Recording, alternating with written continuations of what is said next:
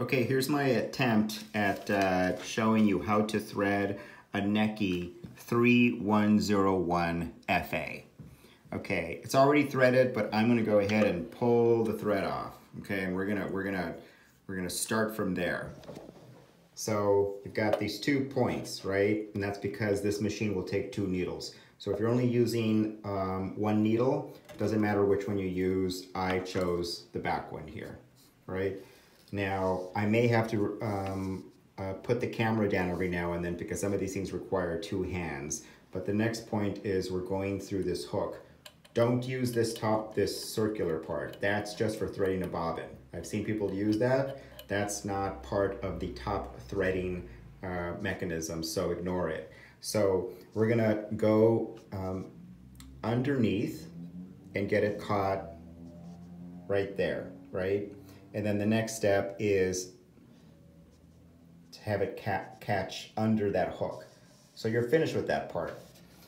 Now the next step is the tension knob. The tension knob can be a bit tricky, especially for a machine that's 2 needles. So long as you get it caught between the 2 discs in there, on the way back up, you have to catch that thing that looks like a paper clip, right? Don't go around it. Literally, you want your thread to be caught in that.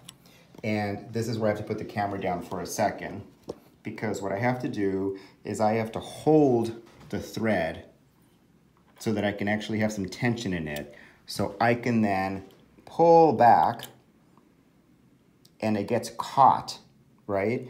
So look at that now, see? It's wrapped around clockwise, catches this thing that looks like a, like a paper clip, and then it clips in there at the top, holding the thread.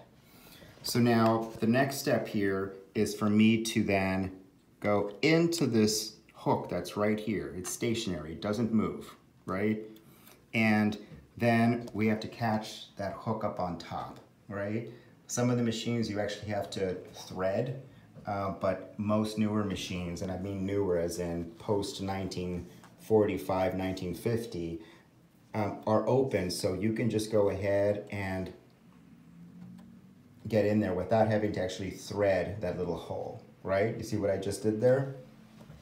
And now the next step is simply to go down here and get yourself into that little hook above the needle. I want to make sure you see that, right?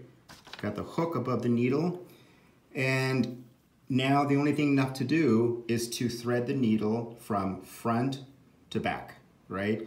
There you go, see? And the needle is that's the way it's set up. With when you install the needle, the flat part of the top of the needle goes towards the back.